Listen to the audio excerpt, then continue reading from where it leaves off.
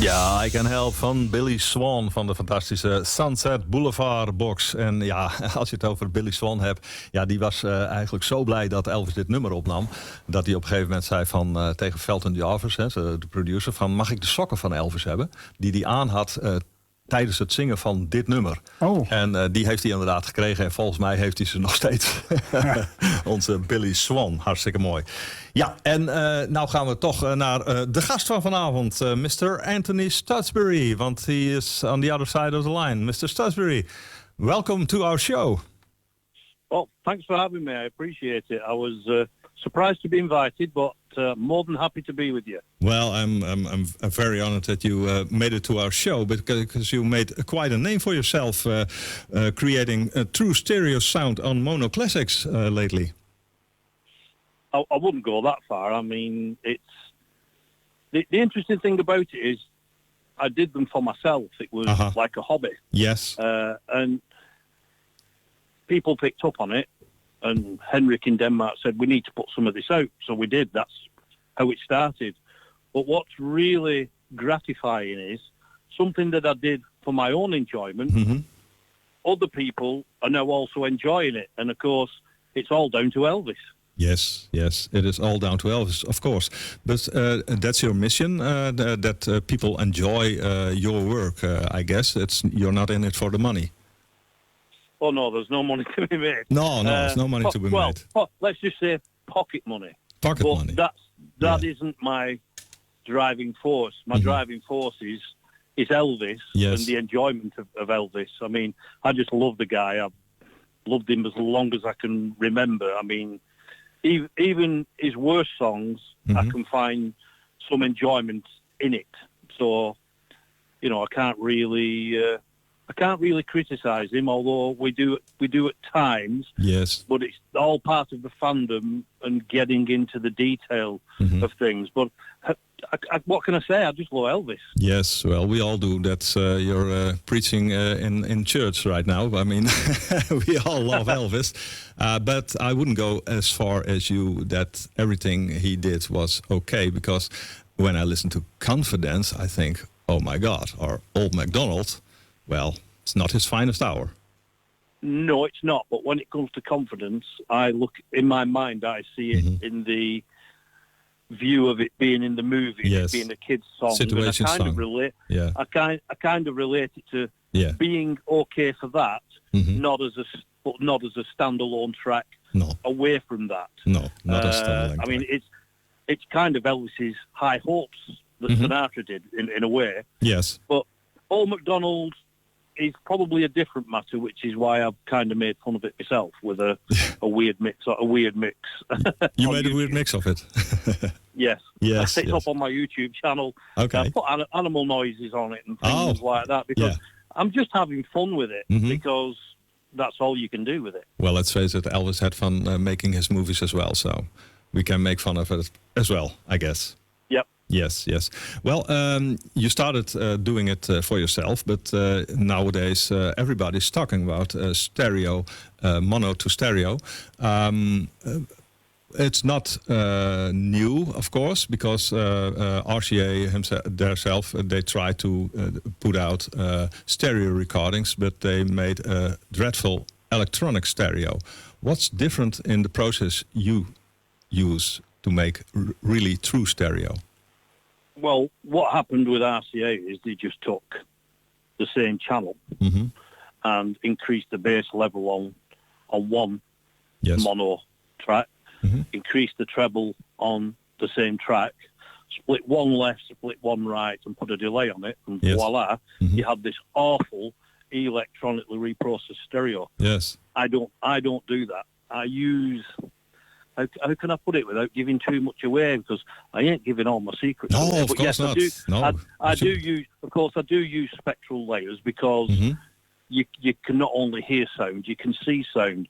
So you can separate frequencies with spectral layers and other programs. I use 3 or 4 different programs because what you will find is one program will do something another program won't do, and another program will do something another one won't do. And I don't always get the detail that I want.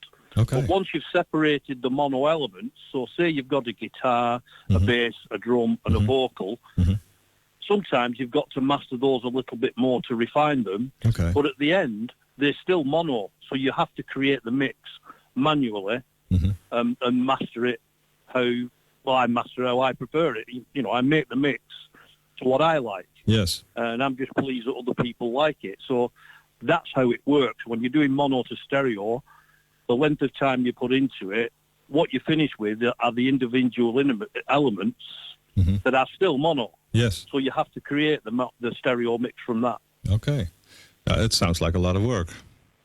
It is, but I'm pedantic and I'm nitpicky, and I hold myself to the same standards I hold other people to. And if I'm not happy with something, I'll give myself a kick. Yeah. You know what I mean? Do you kick yourself regularly? Yes. Yes, you do. Yes, I do. Yes. Yeah.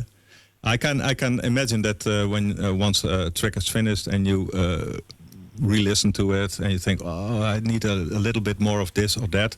Do you make other versions of it? I do. Okay, I mean, let's just take Hard-Headed Woman, which is on the forthcoming RDM King Creole release. Yes. I think that's version 7. There was a lot of work to get to that point. Okay.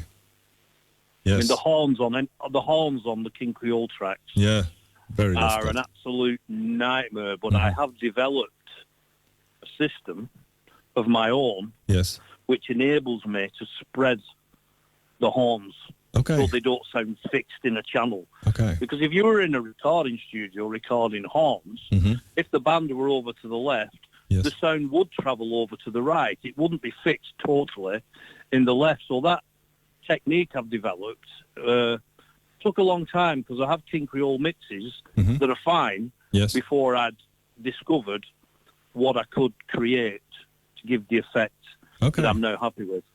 Okay, so it's evolving even when you're working on it. Yes, I mean, a lot of the early 50s tracks, I've mixed them how they likely would have been mixed back in, say, 56. I would pan the drums, because if you listen to a lot of old rock and roll songs that were recorded in stereo, you'll hear that the drums are panned. They're not in the center. No. So I've tried to make the mixes relevant to the time. Yes. Okay. So it's like you're in the studio, because if you're in the studio, you hear stereo music. It's just mono recorded, but you recreate that feeling, I guess. Yeah, this what I'm trying to do. I mean, let's be honest. If RCA had the ability to record in real stereo in 56, they would. They would. Yes. I mean, I've got a lot of criticism for it. I know not everybody likes it. And that's fine, because at the end of the day, I'm not trying to replace anything. So if you prefer mono, what I'm doing will make no difference to what you want to listen to. So I have no issue with people not liking what I do. But it seems a lot of people do like what I do. So yes, they do. And I got to admit, I was skeptical at first as well, because especially about the Sun recordings, I thought it's holy ground. You shouldn't mess with it. I'll admit that it is. And I was, when Henrik wanted to put them out, I was, are you sure you want to do this? Yes. But we got that out of the way first, so that's gone now. That's gone. And I listened to it and I enjoy it very, very much. You really convinced me on that. So that's a bonus. I'm just happy. It's nice. It makes me pleased that other people are enjoying them. I mean, what more can you ask? Yeah, nothing. I saw you had quite a few different labels your CDs are put on. Have you ever considered creating your own label? I have, but my issue is I'm lazy, and I cannot. I don't think you're lazy. I cannot. I'm more creative than I am business-like. Okay. To create my own label, I'd have to sign up to pay the publishing, because, as you know, I only work with public domain tracks that are released for sale. Yes. So the songwriters publishing are all paid on everything I've ever done. Yes. But I don't pay that. The label pays that. Yes. Yes. And I'd just rather be creative. Yes, I understand. Stuff, you don't need a hassle. You don't need a hassle. You just like the creative process. And just let the business people take care of the business. Let the business people, they take care of business. You need your own Colonel Parker, so to speak. I was thinking the same thing. Yeah. Well, it's not just Elvis you do. Matt Shepard had a very interesting radio program this week on Golden Years, where he played a lot of your songs by the Everly Brothers, Rufus Thomas, Ricky Nelson, Jim Reeves, Carl Perkins, a fantastic blues virtuoso, I might add, but even Frank Sinatra, Del Shannon. Do you do all these artists, or is Elvis the main thing for you? Elvis will always be number one, but I am a rock and roller at heart. Mm-hmm. Yes. But I do but every artist that Matt Shepard played, they are people that I admire. Yeah. But I always go back to Elvis, who's number one. I mean, my father was a big Jim Reeves. My father was into Jim Reeves, fantastic like singer. I'm into Elvis. Yes. So I grew up listening to Jim Reeves. Mm-hmm. My mum and my father liked Elvis, but they weren't crazy nerd Elvis fans like me. No. Well, no, yeah, good. I understand. But did these tracks come out on CD as well, or is it just Elvis on CD for now? I am looking at maybe doing a rock and roll compilation. Yeah. And I'm going to announce this now, and it might annoy someone, but I will. This is for Neil Lancaster now. I'm going to annoy someone, Neil. There is a Sun Records compilation. Yes. That's been in the can for quite some months. Okay. So there will likely be soon a vinyl mono to stereo Sun compilation that isn't all Elvis. We got a real first here. On you've got the scoop. Scoop, and should I tell you which label it will be? Yes, tell us. Well, generally, if you look at what I do, RDM generally the CDs, but who does the vinyl? Memphis Mansion. Memphis Mansion, yes. And the Sun Rock and Roll compilation is going to be on vinyl, so I guess on Memphis Mansion should be putting it out. Oh, great, fantastic, yes. Well, the compilation was actually an idea of a friend of mine in Las Vegas called Richard Cross. Okay. And he asked me, would I do a Sun? He picked the tracks. He said, tracks. Would you convert these from mono to stereo for me so Henry can put them out? And I said, sure. Is it? No, that's can you in the can for a while. Can you tell something about the artist we can expect on this vinyl? Yeah, Jackie Brinston, Charlie Rich, Carl Perkins, Johnny Cash, Dr. Roberts. It's not Dr. Rob, but there is a great track by B.B. King on there. It goes right from the start, fantastic, more or less right to the end. And is there one Elvis song on it or none? There's a couple of Elvis songs. Oh, there's a couple of Elvis songs as well. He has to be there. Yes, it has to be. It's a chronology. It has to sell, right? well, that's the interesting thing. Elvis does sell better than everything else. Yes, he does. Still does. Well, fantastic. I could talk to you all night, I guess, but we have only so little time, and my technician is looking at me from, look at the time, you still got a few numbers to play. I want to ask you one more question, and that's, you're not just mono to stereo, you are restoring as well acetates, like on the great Welcome Home Elvis set. Can you tell us something about that? How did that go along? That was an absolute joy and nightmare at the same time. And a nightmare at the same time, yes. Yeah, because as it was going on vinyl and I knew it was going to be replica acetate, I didn't want to overdo it, but it had to be better than what I had because there were faults and errors on the acetates that had to be repaired.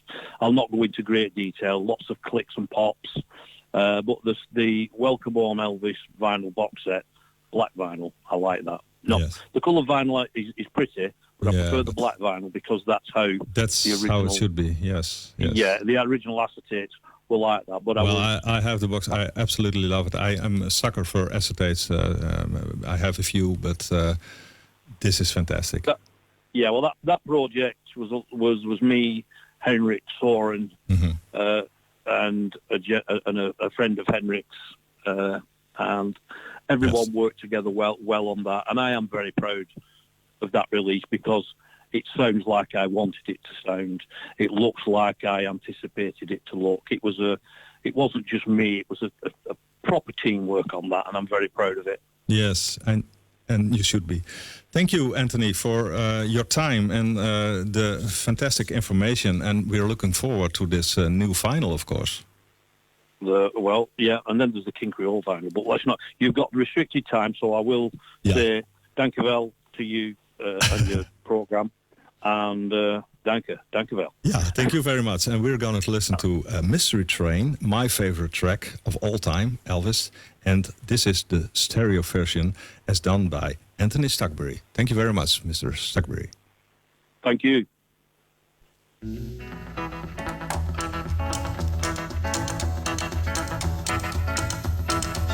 Train I ride, 16 coaches long. Well, it took my baby, but it never will again. Never will again.